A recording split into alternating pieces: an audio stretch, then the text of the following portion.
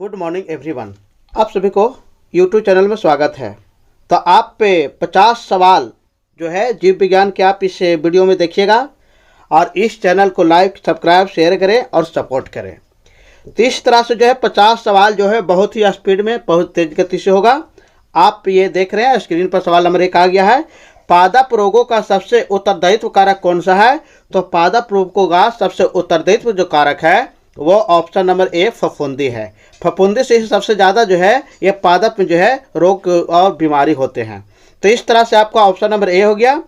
तो ये हमारा पादप रोग का सबसे उत्तरदायित्व कारक है, ऑप्शन नंबर 1 हो गया। ये क्लियर हो गया।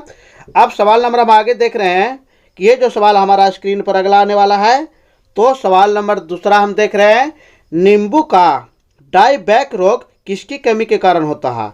तो नींबू का डाईबैक रोग जो है वो किसकी कमी के कारण होता है? तो इसका आंसर जो है ये सी वाला होगा, तांबा। तांबा की कमी जब हो जाएगा नींबू में तो उसमें जो है डाईबैक रोग होता है। तो ये आपको भी ध्यान में रखना है, ये सवाल आपको कंप्लीट करना है। अब इस तरह से ये भी सवाल हो गया। सवाल नंबर आगे की ओर हम बढ़ रहे हैं, हरित बाली रोग किस फसल से संबंधित है? तो हरित जो है वालिक रोग जो है ये बाजरा से संबंधित है, इसका ऑप्शन सी हो गया। तो ये बाजरा में जो है हरित बाली रोग होता है, तो ये आपको ऑप्शन नंबर जो है ये सी लगाना है। सवाल नंबर आगे की ओर हम बढ़ रहे हैं, धान का प्रसिद्ध रोग खैरा रोग किससे संबंधित है?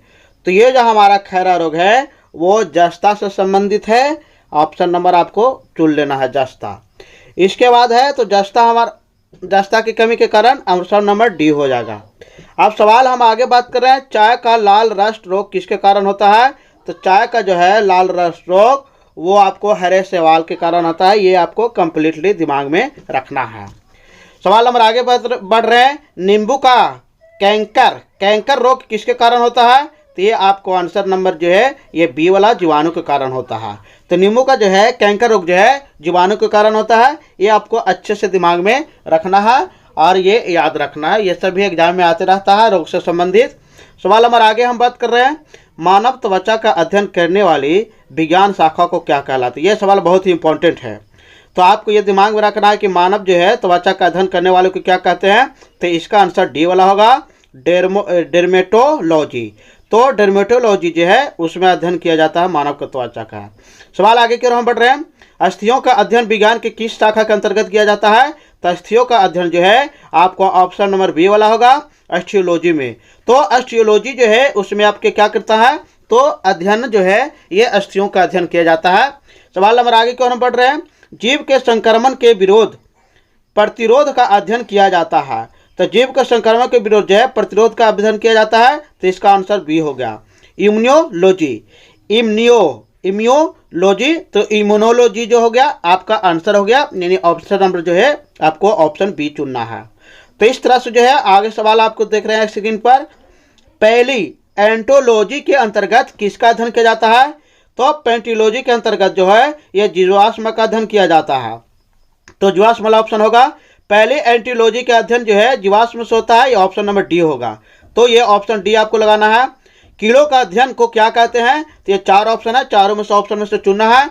तो कीड़ों का अध्ययन को जो हम लोग कहते हैं ये ऑप्शन नंबर जो बी वाला होगा, एंटोमोलॉजी।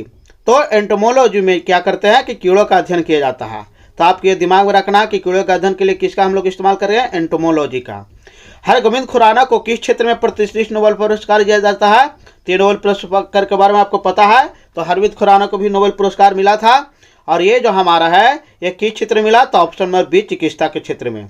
तो ये नोबेल पुरस्कार अपने अपने क्षेत्र में योगदान के लिए जाता है, लेकिन हरगोविंद खुराना को जो चिकित्सा के क्षेत्र में मिला था। निम्नलिखित में से किसने प्राकृतिक वर्ण या सर्वोत्तम का उत्तरजीविता का सिद्धांत पर आधारित विकास का सिद्धांत प्रतिपादन किया है? तो इसका नंबर जो है ये डार्विन होगा, ऑप्शन नंबर डी होगा। तो प्राकृतिक वर्ण रहे या सर्वोत्तम की उत्तरजीविता रहे, ये डार्विन ऑप्शन सही चुनना है।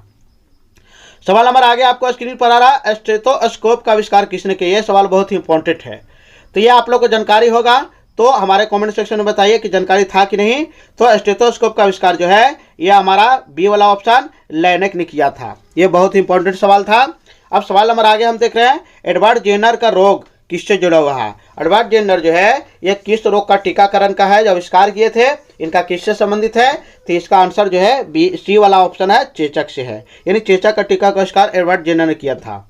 सवाल नंबर आगे की ओर हम बढ़ रहे हैं। निम्नलिखित में से वह वैज्ञानिक कौन है जिसने पहली बार रुधिर परिसंचरण की व्याख्या की थी? तो रुधिर परिसंचरण की व्याख्या जो की थी इसका ऑप्शन नंबर बी होगा, हार्वे। हार्वे ऐसे वैज्ञानिक हैं जो सबसे पहले जो है रुधिर परिसंचरण की वर्णन किए थे। सवाल नंबर आगे देख रहे हैं। सिलेंट्रेटा संघ को अन्य नाम से किसे जाना जाता है? तो ये इसका नाम से जो है ये ऑप्शन नंबर जो है सी वाला निडेरिया के नाम से जाते हैं। तो सिलेंट्रेटा जो संघ है इसका निजोरिया नाम है। सवाल नंबर आगे देख रहे हैं। निम्न में से किसमें रक्त नहीं होता है किंतु श्वसन करता है? यह सवाल बहुत इंपॉर्टेंट है, आप ये बताइए। तो इसका ऑप्शन जो सही होगा ये हमारा ऑप्शन जो है सी वाला होगा, हाइड्रा। तो हाइड्रा जो है उसमें रक्त नहीं होता लेकिन फिर भी ये श्वसन काम करता है, तो ये आपको ऑप्शन हाइड्रा लगाना है। कोरल रीफ का निर्माण किसने किया? कोरल रीफ यानी परवाल भित्ति। तो परवाल भित्ति का निर्माण किसने किया? तो इसका ऑप्शन जो हमारा है ये वाला बी वाला होगा, सिलेंट्रोटा। तो सिलेंट्रोटा जो है वो कोरल रीफ परवाल भित्ति का निर्माण करता है, तो ये आपको दिमाग में रखना है। सवाल आगे। हाइड्रा का प्रचलन अंग क्या है? यानी हाइड्रा जो है चलने का काम किससे करता है, स्थानांतरण किससे करता है? तो इसका आंसर जो आपको हो गया ये आपको देखना है, तो सी वाला हो गया, टेंटोकिल्स। तो ये हमारा जो है ये हमारा टेंटोकिल्स देखेंगे। अब सवाल नंबर आगे जो हमारा है, अब इस तरह से आप देख रहे हैं। अब जेल फिश किस संघ का एक उदाहरण है? तो जेल फिश जो आपको दिमाग में रखना है, तो इसका भी आपको रखना है। तो ये हमारा जेल फिश जो हो गया ये ऑप्शन नंबर जो है सी वाला हो गया, निडेरिया। तो निडेरिया आपको दिमाग में रखना है। जेल फिश का नाम किससे जाना जाता है? तो ये हमारा जो है इसका भी आपको दिमाग में रखना है। तो ये हमारा जो है ये जेल फिश जो है ये आपका ऑप्शन जो है सी वाला होगा, और लिया के नाम से जानते हैं। तो ऑप्शन नंबर सी और लिया आपको दिमाग में अच्छे से रखना है। जेल फिश का नाम से जाना जाता है, तो और लिया के नाम से जाना जाता है। समुद्री एनीमोन के नाम से जाना जाता है। समुद्री एनीमोन किसको कहते हैं? तो समुद्री एनीमोन जो कहते हैं ये हमारा ऑप्शन जो है ये डी वाला, मेट्रिडियम। मेट्रिडियम को दूसरा नाम समुद्री एनीमोन है, तो ये आप दिमाग में रखना है कि इसका भी। सवाल नंबर आगे देखिए। मानव शरीर के किन कोशिकाओं में सबसे कम पुनर्योजना शक्ति होती है? तो ये ऑप्शन आपको बहुत ही इंपॉर्टेंट है। ऑप्शन नंबर ए आपको दिमाग में रखना, मस्तिष्क कोशिकाओं में। इसलिए मस्तिष्क वगैरह में कुछ भी होता है क्षति, तो इसका जो पुनर्जागरण करने में जो है नियोजन करने में बहुत टाइम समय लगता है। सवाल नंबर आगे कर रहे हैं। प्रोटीन बनाने के लिए कितने एमिनो अम्ल की आवश्यकता होती है? ये एमिनो अम्ल है, इस पर थोड़ा ध्यान दीजिए। तो ये हमारा 20 जो है ये एमिनो अम्ल की आवश्यकता होती है, तब ये जाकर के प्रोटीन बनता है। तो ये भी आपको दिमाग में रखना है। आगे होगा तो ये 20 जब तक हम लोग एमिनो अम्ल मिलाएंगे प्रोटीन नहीं बनेगा। सवाल आगे की हम बात कर रहे हैं। शरीर में ऊतकों का निर्माण किसके द्वारा होता है? तो शरीर में जो है ऊतक का निर्माण जो है वो किसके द्वारा होता है? तो आपको दिमाग में रखना है। तो ये सवाल जो हमारा हो गया, शरीर में जो है ऊतक का निर्माण प्रोटीन के द्वारा होता है। ऑप्शन नंबर ए सही है। सवाल नंबर आगे हम बात कर रहे हैं।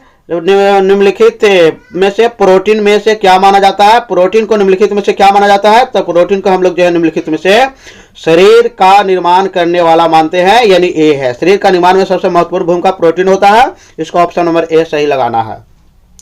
सवाल आगे की हम बात कर रहे हैं। एंजाइम मूल रूप से क्या है? तो एंजाइम जो है मूल रूप से क्या है? तो एंजाइम जो मूल रूप से है ये प्रोटीन है। ऑप्शन नंबर बी आपको सही लगाना है। तो एंजाइम मूल रूप से क्या है? तो प्रोटीन है, इसका प्रोटीन है, ऑप्शन सही होगा। अब हम आगे हम बात कर रहे हैं सवाल नंबर। सोयाबीन में प्रोटीन की प्रतिशतता, ये दिमाग में आपको रखना है।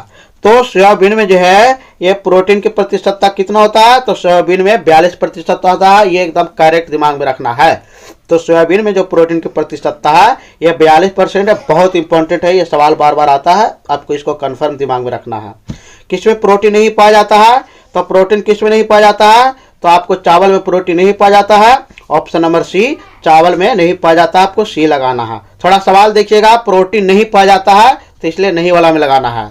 निम्नलिखित में से किसमें प्रति ग्राम अधिकतम प्रोटीन की मात्रा पाई जाती है? यानी कौन ऐसा चीज है जिसमें से सबसे ज्यादा कम जो है प्रति ग्राम में सबसे ज्यादा जो है प्रोटीन पाया जाता है? तो ये आपको दिमाग में रखना है। तो आप पहले भी सवाल पढ़ चुके हैं कि सोयाबीन सबसे ज्यादा प्रोटीन इसमें होता है, तो इसलिए इसका ऑप्शन जो है सोयाबीन होगा। शाकाहारी अधिकतम प्रोटीन होते हैं। शाकाहारी अधिकतम प्रोटीन कहाँ से प्राप्त करते हैं, कहाँ से पाते हैं, तो ये दालों से होते हैं। दाल में सबसे ज्यादा प्रोटीन होता है, तो आपको दिमाग में रखना है ऑप्शन नंबर बी होगा।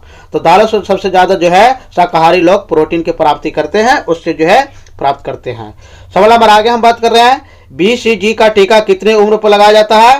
तो बीसीजी का टीका जो है आपको कितना उम्र तक लगाते हैं, तो ये ऑप्शन नंबर जो है सी वाला, नवजात, यानी नवजात बच्चों को बीसीजी का टीका लगाया जाता है। तो ये सबसे जो है पैदा लेता है उसी समय लगा दिया जाता है। तो ये आपको दिमाग में रखना है छोटे बच्चे के लिए।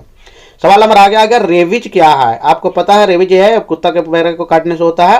तो ये आपको बताना है कि रेबीज क्या है। तो रेबीज जो है वो किसके द्वारा होता है, तो विषाणु जनित रोग है, यानी बी के द्वारा होता है। कुत्ता उत्ता काटता है तो वो रेबीज होता है, उसमें विषाणु जनित जो है बढ़ जाते हैं तो होता है। सवाल नंबर आगे कह रहा, प्लेग, प्लेग किससे फैलता है। तो सवाल नंबर प्लेग जो है ये जीवाणु से फैलता है। ऑप्शन नंबर 1 आपको सही है। तो प्लेग जो है जीवाणु से फैलता है, ये भी आपको दिमाग में अच्छे से रखना है। अब हम बात कर रहे हैं सवाल नंबर आगे की ओर। तो प्लेग का हो गया। कह रहा सवाल नंबर सबसे लास्ट है, कौन सा रोग कवक के कारण होता है। तो कवक के कारण जो है ये आपको त्वचा, यानी जो है त्वचा का प्रदाह, ये रोग होता है। कौन सा रोग कवक के कारण होता है, तो त्वचा का प्रदाह जो है ये कवक के कारण होता है। तो इस तरह से मेरा चैनल को लाइक सब्सक्राइब शेयर करें। मेरे चैनल को देखने में बहुत बहुत धन्यवाद। Thank you.